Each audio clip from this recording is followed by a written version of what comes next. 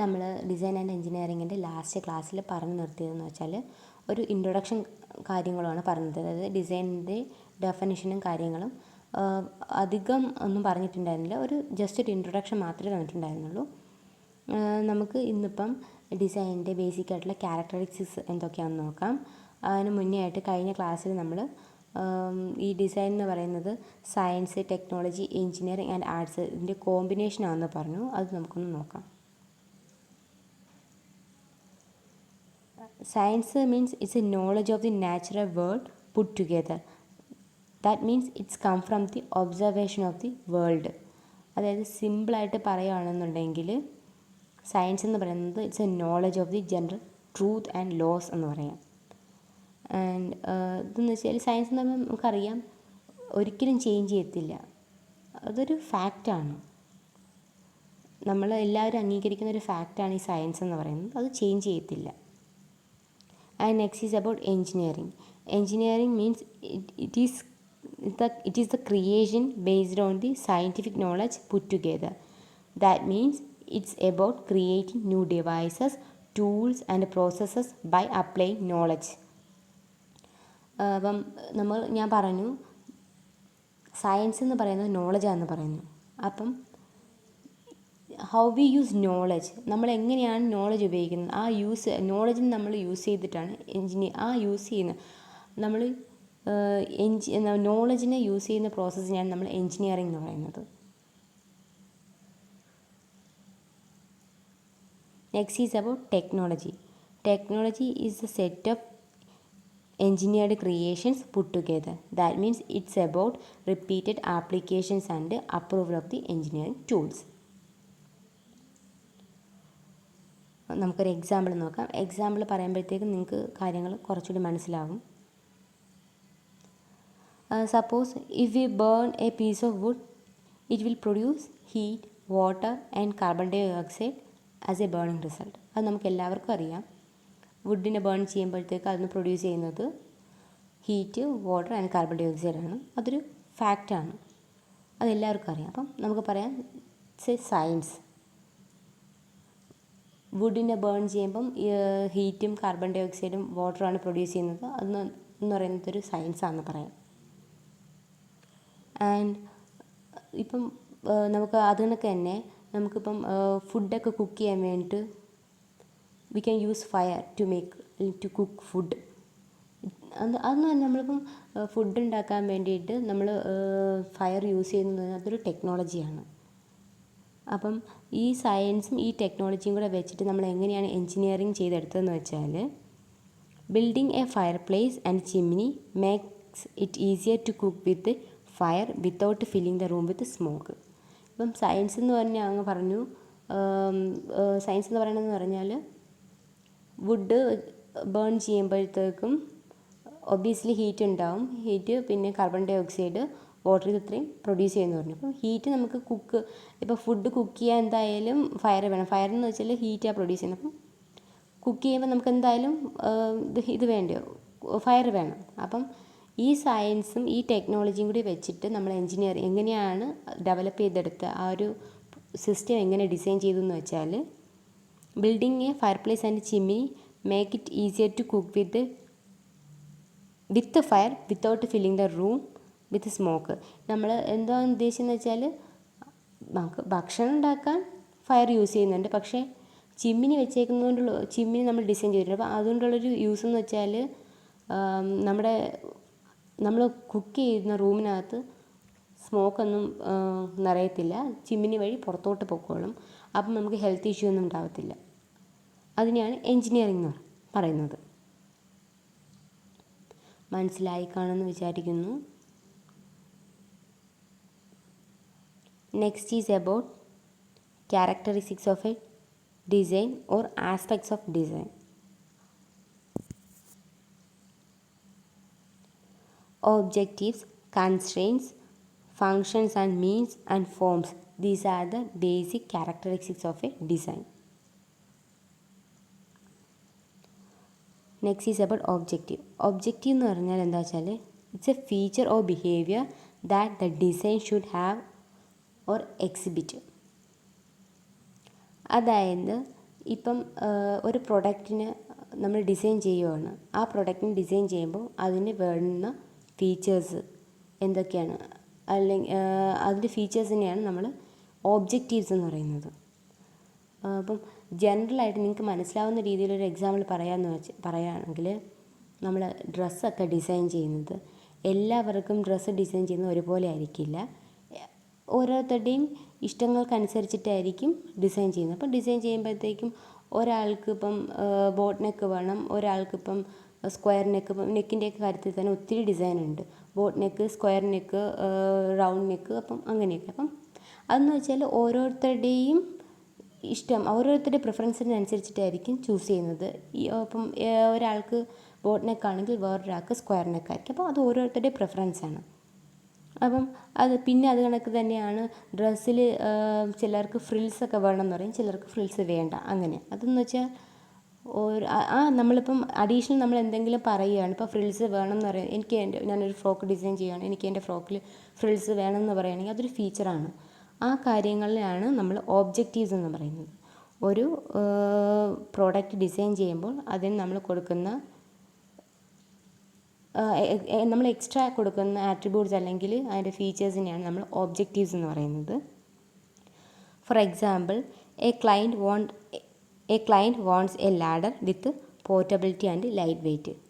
അതായത് ഇപ്പം ഒരു ക്ലയൻറ്റ് പറയുകയാണ് അയാൾക്ക് ഒരു ലാഡർ വേണം. ആ ലാഡർ എന്ന് പറയുന്നത് വെറുതെ അല്ല, പക്ഷേ ആ ലാഡറിന് എന്ന് വെച്ചാൽ അയാൾ പറയുന്നതെന്ന് വെച്ചാൽ ലാഡർ വേണം. ആ ലാഡർ എന്ന് പറയുന്നത് എനിക്ക് ക്യാരി ചെയ്യാൻ എളുപ്പമായിരിക്കണം, ലൈറ്റ് വെയ്റ്റും ആയിരിക്കണം. അതാണ് അയാൾ പറയുന്ന 2 കണ്ടീഷൻസ് എന്ന് പറയുന്നത്.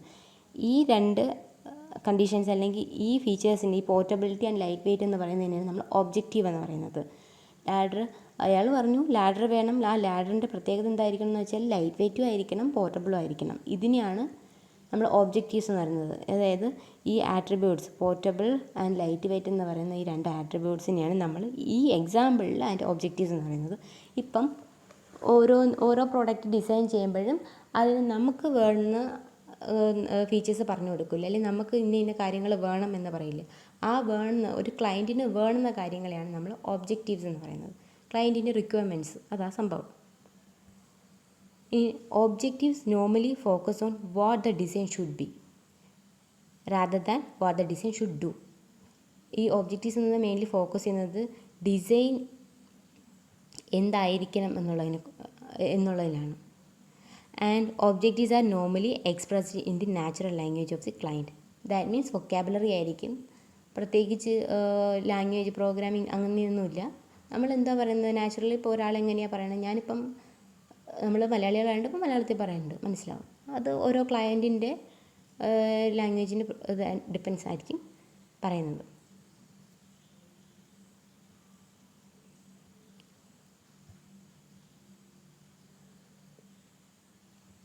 Next is about constraints.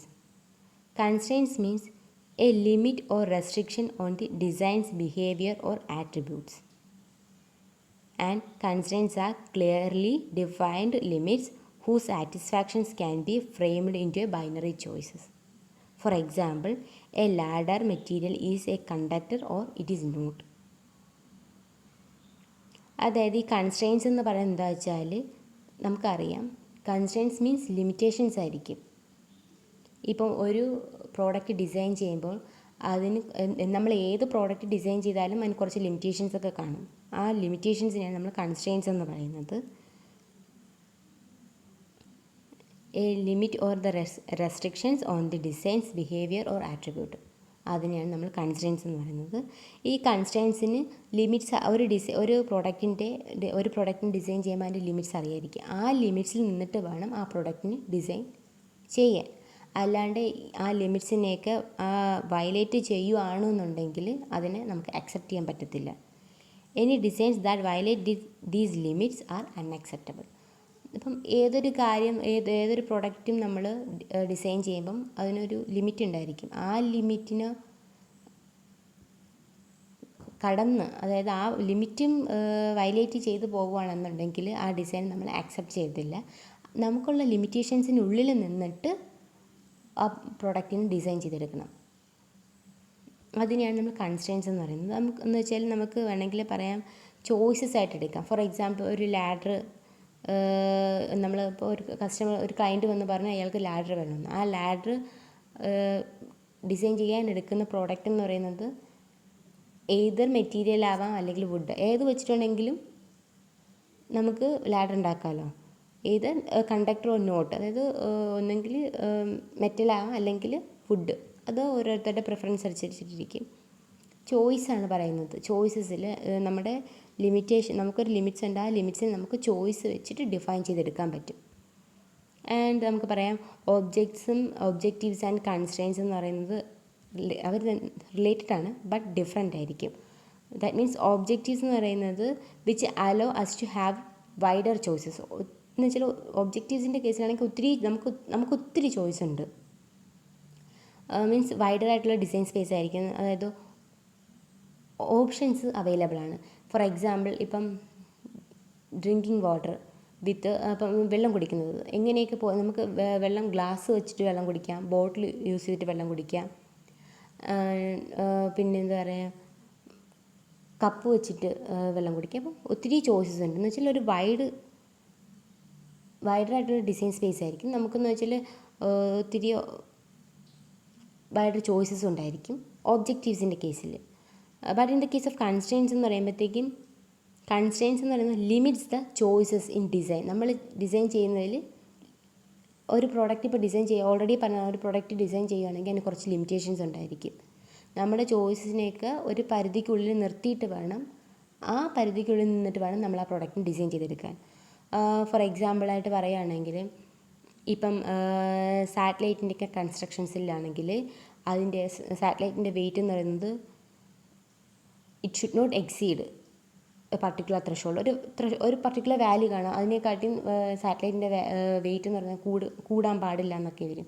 പിന്നെ ഒരു മെഷീൻ ഇപ്പം നമ്മൾ കൺസ്ട്രക്ട് ചെയ്യുകയാണ്, ആ മെഷീൻ്റെ വെയിറ്റ് ഇപ്പോൾ ഒരാളൊന്ന് പറയുകയാണ് എനിക്കൊരു മെഷീൻ വേണം, പക്ഷേ അതിൻ്റെ വെയിറ്റ് എന്ന് പറയുന്നത് ഇത്രയിൽ കൂടാൻ പാടില്ല എന്ന് പറയും.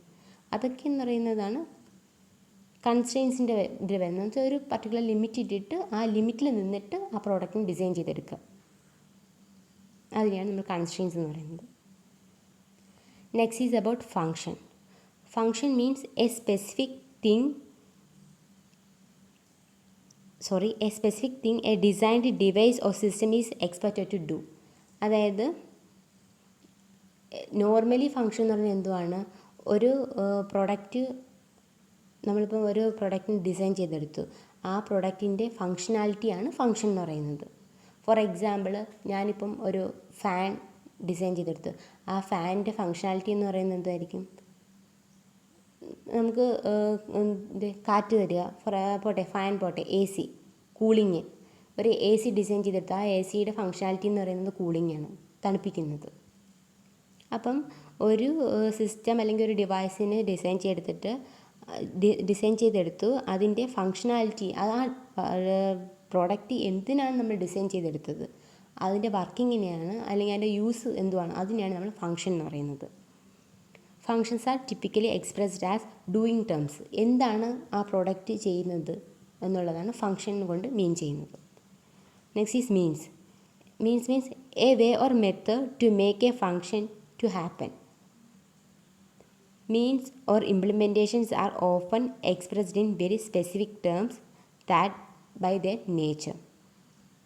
ഫോർ എക്സാമ്പിൾ എന്ന് പറയുന്നത് friction is a means of fulfilling a function of applying a braking force. ഈ മീൻസ് എന്ന് പറയുന്നത് ഇപ്പോൾ ഒരു ഫങ്ഷൻ നടത്തിയെടുക്കാനുള്ളൊരു മെത്തേഡ് അല്ലെങ്കിൽ ഒരു വേ ആണെന്ന് പറയാം. It's a way or method to make a function happen. ഇപ്പോൾ ഒരു ഫങ്ഷൻ നടത്തിയെടുക്കണം എന്നുണ്ടെങ്കിൽ അതെന്ത് ചെയ്യണം എന്നുള്ളത് ആണ് മീൻസ് കൊണ്ട് ഉദ്ദേശിക്കുന്നത്. Next is about form. Form means it represent the shape of the design or otherwise how A design look like. Aesthetic and ergonomics of a design is depends upon the form